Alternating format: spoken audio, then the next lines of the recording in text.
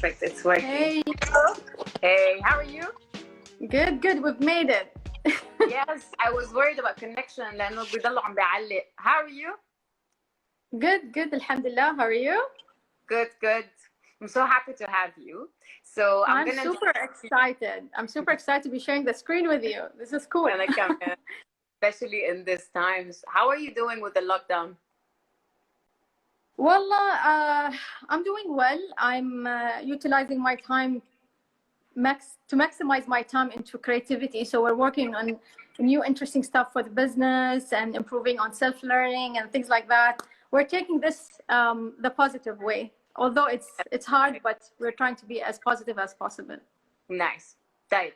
HERway show is an online talk series hosting women from around the world, from different industries with different backgrounds, who are willing to share their dreams, their fears, their challenges for other women and men and youth and everyone to get inspired and of course get more ideas. اليوم Kawthar, who does not know Kawthar, she is a strategic advisor and a serial entrepreneur who is also the founder of KBS Communication, 917 Sports, Fashion Fever UAE, and Masteria. Is that correct? Yes, correct. And I'm so proud that you summarized my bio. And today, Kawthar and I are switching seats because last time I saw Kawthar was, I was in her seat basically. So she was interviewing me on her two people, hashtag two people talking. Two people talking, yes. Exactly. Which is, Tima, was so much fun and it's going to come back soon. So I promise you, we will have you more on the show. I can't wait. So this is what I summarized. But now, Kawthar, we want to know, how did you get to where you are today? What is your way? Tima, we talked about this earlier today. I really wanted this to be an authentic conversation, and I wanted to really make sure that I send my message across clearly. You know, growing up, I grew up in a household with so many strong personalities. Either it's my father, my mother, my brother, my sisters, everyone was very strong in terms of personality. So I've learned early on that I have to know how to raise my voice and how to share my thoughts and how to send my message across. So it was very interesting and learning experience growing up with such a strong personalities to learn how to make sure that my voice is loud and clear. And this eventually led into my career and then led into my entrepreneurship journey. And I think it's very important to highlight the skill of making sure your voice is heard. And I think this is what made me who I am today, because I make it a point that my voice is always heard in any situation, in any environment, in any crisis or good time or bad time, that my voice is fully heard. And this is something I really, really encourage women to do. It's a very important skill to have. I love how you emphasize about voice, and I really believe like a woman with a voice is a woman with a very strong tool in the society. But can you tell us more about how do you manage to not allow others' opinions instill in you and their fears? It's very simple, but it's very complex when it comes to implementation. You have to focus on your goal. I know this sounds cliche. You might say that this is everyone's advice, but really when you have a goal, focus on your goal. Sometimes the people who love you the most are the noises. They have their noises in your business. So they are the worst when you start a business, let's say, or any new adventure in life. So you have to make sure how to, put a line between your goal and between the people who are there to interrupt. And I know it's not like you can't be in a situation where you basically push everyone away. You don't push people away, but you learn how to make them understand boundaries. And when you start a business, boundaries are very important. So I think it's going back to the idea of that it's not just the people you don't know that might come and distract you. Sometimes it's the closest people, and they do it without them knowing. So you have to really learn how to control that environment. Amazing. Okay, given that you're in the business industry and mashallah, you're running 4 multiple businesses and doing so much, can you tell us more about what's happening there? Well, as an entrepreneur, I started myself in a very, very small business. And I'm very proud to say that throughout the years, I've grown this business and started multiple other businesses as well. At the current situation, people say that due to the pandemic, people are struggling, which is true. People are struggling. But I feel this is an opportunity for SME, startups, innovators, especially female in these areas, to kind of like really put their ideas forward and not to use the pandemic as an obstacle, but use it as a time to experiment your idea, to test your idea, to go and like talk to people. People are having more time. People like me have more time to mentor people. So utilize these opportunities. So what I talk about the sector, especially the SME sector, there is a lot of hope, a lot of growth, although pandemic is happening, but a lot of focus, not just locally, but globally on the SME sector. So how can we as female entrepreneurs utilize these opportunities and not shy away and not, sit at home and say, oh, you know what, I can't go out, I can't do this and do that. We can do so many things. So yeah, the SME sector is booming, not as fast as we want it to be, but it's booming. And I think, there's greater things coming very soon once this is all over. I'm sure. That you say that the SME sector is booming, okay? In what sector do you see women growing, and in what sector do you see we need more women in? Tima, I always think about this, and I always advise my friends and, like people I mentor or other entrepreneurs. I tell them, especially female entrepreneurs, we always ask for things and we want certain things and we want some certain rights, but we have to be, thriving at futuristic sectors. We have to be in sectors that people don't expect us to be in.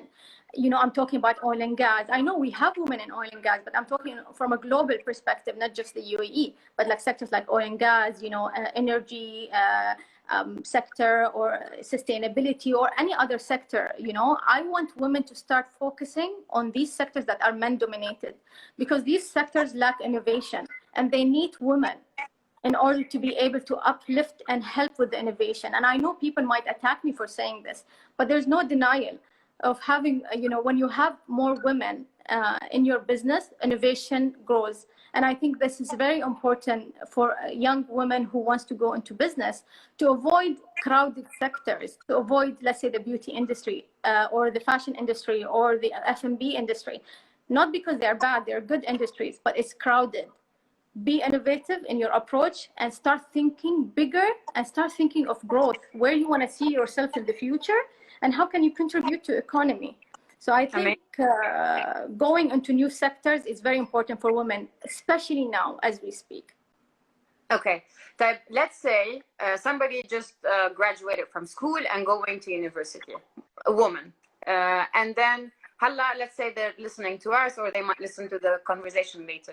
What industries would you tell them to consider? Akid, they'll follow their passion and what they love, but what is it that they should focus on when they're studying for them to avoid those crowded sectors and go on to the new ones? Tima, I wouldn't advise people to study specific things. You don't have to, for example, you don't have to be, an accountant to invent something or come up with a business idea in accounting. What I'm saying, I want people to follow their passion, and they need to understand the needs of the market, and they have to understand short-term and long-term needs of the market, either locally or regionally or globally. And based on that, identify opportunities. I myself, when I started my business, I worked with local international agencies throughout my government career, and that gave me an opportunity to identify what was lacking in the market. So I would say young individuals should invest time and research, understanding what's lacking in the market, locally, globally, internationally. We have businesses who are booming as, let's say, in India, but they are not Indian based. So you have to really think of the needs of the market, and based on that, develop ideas, trial, test, try, test, fail, go on until you get to the point where you feel you're happy with it. Okay. I love that sentence that you said, when women joins any sector or industry, there's more innovation, there's more creativity, there's a lot of stuff. Okay. So can you tell me more about the leadership, like female leadership, because you're one of the top female leaders. What's going on in that space? I mean, first of all, you know, for those people who, I don't want to be in a position where I talk on other people's behalf, but I will tell you one thing. If people say that women can be in a leadership role, I tell them, go back and think about it. Because your first ever female leader is at your home. She is your leader, she's your mother. And then that translates into other leadership roles outside. A lot of people say female leaders, they're very emotional. Guess what? Emotions is needed when you lead a business, because you have to be people focused. If you are not a people focused, how can you lead? How can you lead either an organization of 5 people or an organization of 10 people? You need to have emotions, you need to have understanding.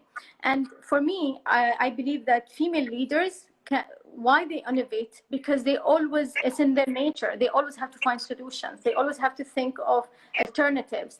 This is just, we're born with it, you know, and that's why if you look at organizations with, you know, female CEOs or female leaders or even board members, they thrive. And I think that's very important message to send. And I've started seeing a lot of focus, not just in the UAE, but on a global scale, on the role of women in innovation. And I think, you know, if someone is still thinking that women can innovate, they're in the wrong place. So. Okay. So tell us 3 main characters of a female leaders that would help her thrive in the industry in 2020. There are many. You're asking me questions that I'm limiting them. Described in 3 answers. But I'll tell you, I'll give you some insights, and I'll be willing to share more insights.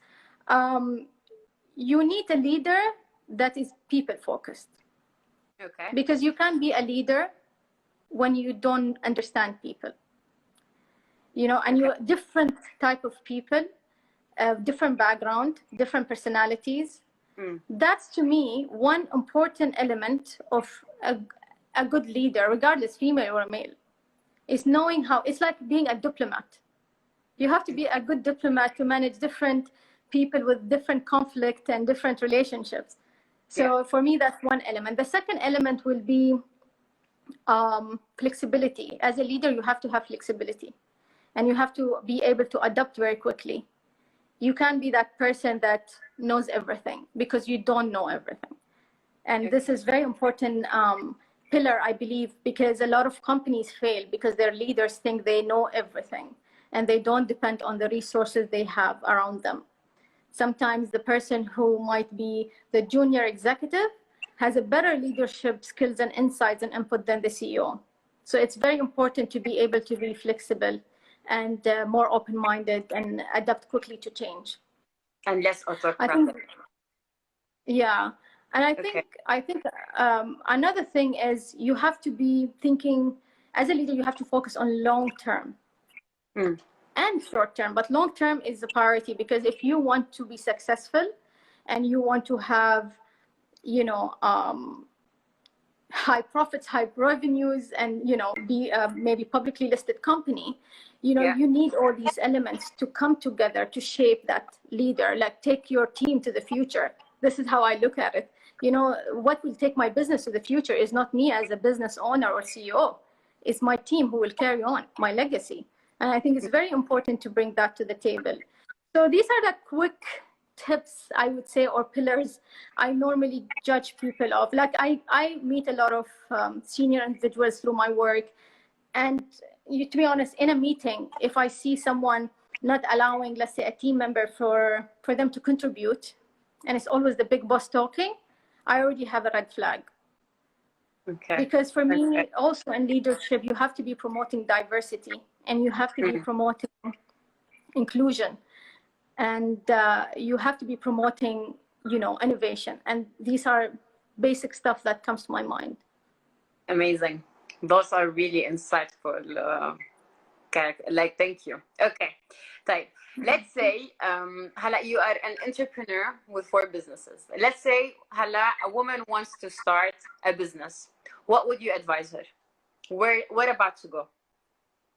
I would say, you know, regardless of her background, okay, she really needs to identify the opportunity per se, the business idea that she has.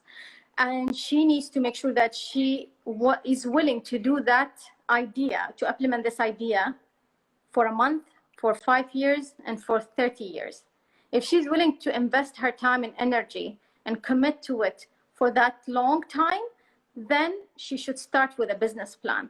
And from a business plan, she needs to try and do a focus group, listen to people. Don't think you have a good idea and that's it. You know, you have to test it, and you have to be prepared to fail. And you have to be prepared to say, I really love this idea, but guess what? It does not work in reality. I gotta let it go, and I'm gonna think of something else. This doesn't define you as an individual. If you had to let an idea go after you've tested it and it didn't work, it shows courage. It shows that you tried something, you learned from it, and now you're going to the next big thing. And it's very important to promote that and to be flexible with it. And obviously, there are certain things you learn about your own business as you start, business licensing and all these things. And there are certain things you don't learn from university and you don't learn from books. You only learn from practice. So I think these are things that, you know, women or men who are willing to, you know, go into this journey to think. I even tell people, you know, about a story. Tima, one time I was invited, I mean, I'm sure you noticed that I don't talk in many events. I'm very picky where I go and I speak for speaking opportunities. But I was fortunate enough to be invited by Mother of the Nation Festival in one of the years. And I was honored to meet this wonderful woman who came to me after my speech and told me, I'm 55 years old. I'm in a very bad relationship, like marriage. I feel down, I don't feel I contribute, and I don't have any skills, I don't have any education, but I want to start a business so I can be independent and I can take care of myself. And it touched me so much because this woman was hopeless. She was crying, Tima. She was crying after the event. And it touched me so much. And I said, you know what? This is my number. Please call me. I'll mentor you. We'll find your business for you. And time went by, and I made sure I helped her define her, you know, find her passion.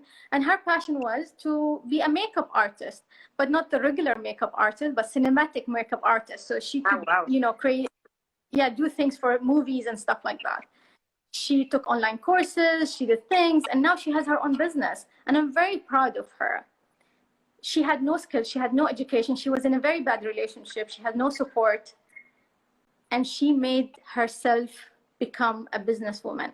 So if anyone is saying that we don't have the skills, we don't have anything, and we can't start a business, I will tell them think again, because I know people as well in Africa with like maybe $30 have started a business. So I think, you know, women can actually really roll the world if they are very innovative and creative in their approach. If I want to sum up this is the meaning of woman supporting woman, like at its best. And I am really inspired. Let's talk more about the mentorship. So we announced on the stories before we go live last minute that you were going to choose one startup or a business idea. You're willing to look into it and you're willing to take it up and mentor the man or woman. So, or youth can, and I'm sure youth have a lot of ideas as well. So can you tell us more about how does this work and how are you planning to do it? And by the way, for whoever is here or whoever is going to watch this later, I'm going to put Kawthar's account and all the details on how you can reach her. So I'll tell you what I do. Normally every year I pick an entrepreneur or you know, an individual who has an idea but needs guidance, and I help them. This year, unfortunately, I did not get to the point where I'm looking into applications and people. And so the idea is that people submit their concepts, even if it's initial concepts. And for me, I'm not looking at the concept at this stage. I'm looking at the individual, the personality, their style of presenting, what they're really passionate about. Like, it has to be a sales pitch for me to be able to do it, to be honest, because I want to make sure that this is a person I'm going to be investing time in or I'll be wasting time in. is very important. Once that selection process is done, what we do is we do sessions one-to-one. I usually meet with them once a month. In normal days, I meet with them once a month, and we go through ideas. We put, tasks them to work on it, to come back to me, and start. If they have an idea, we start helping them formulate their idea, and then sometimes we even help them raise money for their businesses. So if an idea is really, really attractive, I could invest in it, or I could bring on my friends, my other business leaders of our society who are investing in startups. So we bring them together and we invest in them. And I keep monitoring them even after they've started the business. I make sure I'm involved throughout the experience, see where they're going. I don't make decisions on their behalf, I guide them. So yeah, and it's fun for me because it just, it doesn't only remind me of my journey, how I started, but also makes me learn new things, because I see amazing ideas coming to me all the time, and it's fascinating to learn about something new. And yeah, so this is how it works. And then, they get to talk to me over the phone or WhatsApp beside the meetings. Sometimes I go to some of their pitches to government entities or to investors, and I sit on those meetings to support, and also to show that, as young business owners that have made it, it's our duty now to push others.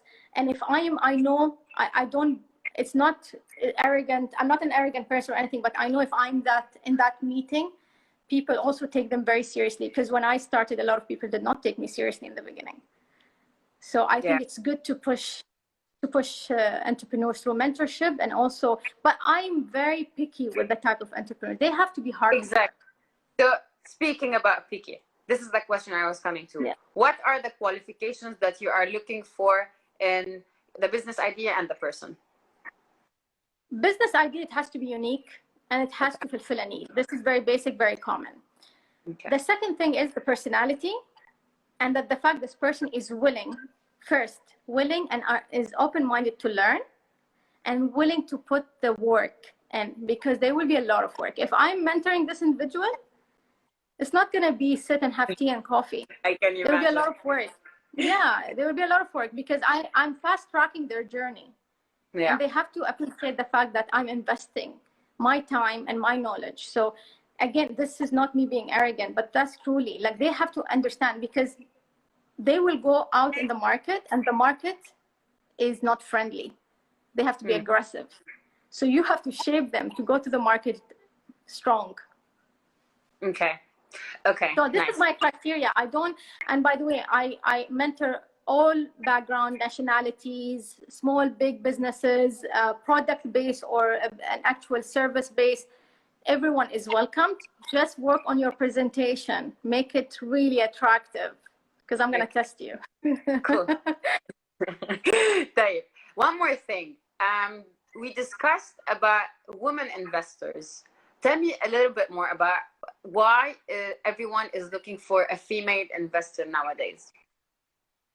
Honestly, I've started noticing between my group and my friends, and even globally, like a lot of, business, like startups and idea creators, I call them idea creators, are now seeking female investors. And I think this is a very smart approach for so many reasons. One, given that a lot of people underestimate female investors, although we have very strong female investors in our society. And there's a lot of smart women in so many houses that people don't know about. And they're willing to invest in businesses and help people grow their ideas. So I think this is very important. And I've seen it a lot, and I've seen it firsthand around people that I'm involved with. Second thing is female investors tend to be more flexible and tend to be more futuristic in the way they look at the vision of that business. And there's no denial that, women don't just look at the numbers, although the numbers are very important.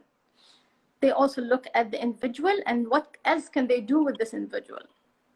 Can they really have them assessed in another business?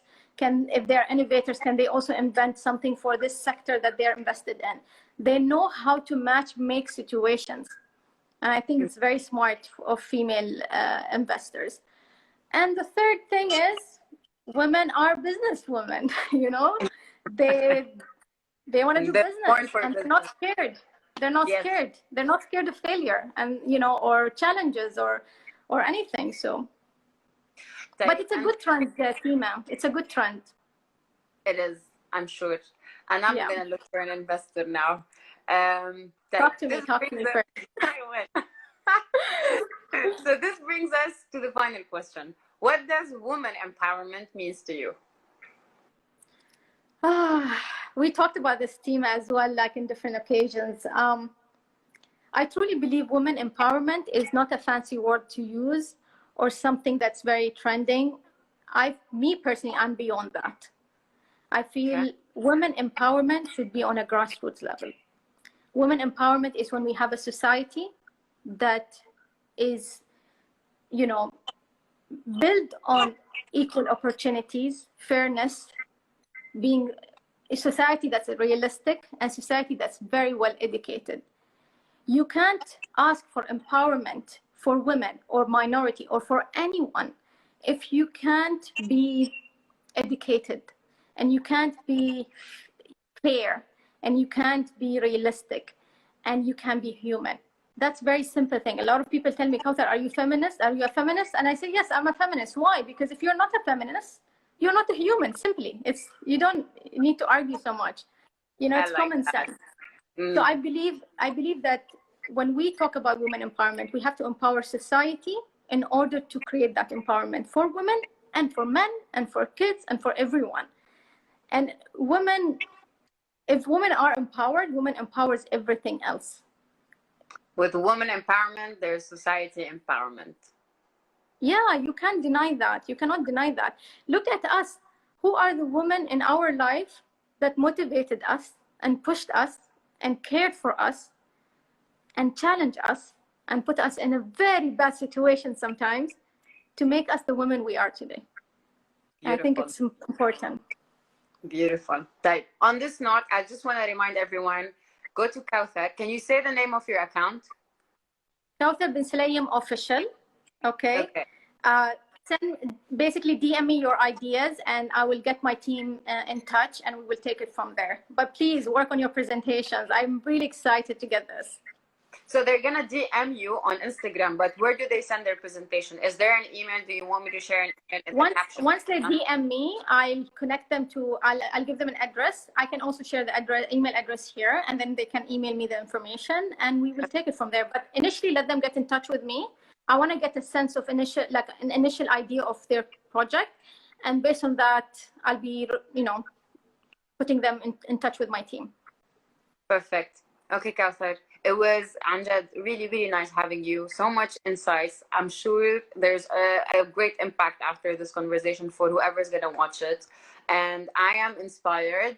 And I want to say thank you for the woman you are today, because Amjad, you're the example of women supporting women, what woman empowerment is, and like what woman in society needs to look like. Amazing, inspiring, and thank you.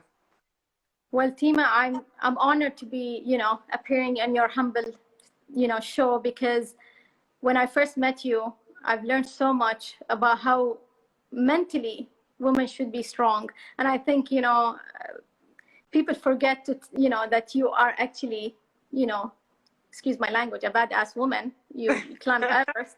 But I'm honored to be on this show. And these are the type of things I want to support and the type of people I want to support.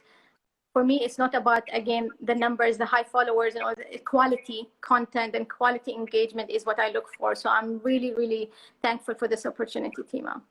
Thank you. And I wish you a great evening and stay safe. Thank you. Stay safe. And my regards to the family. We'll do it. Bye.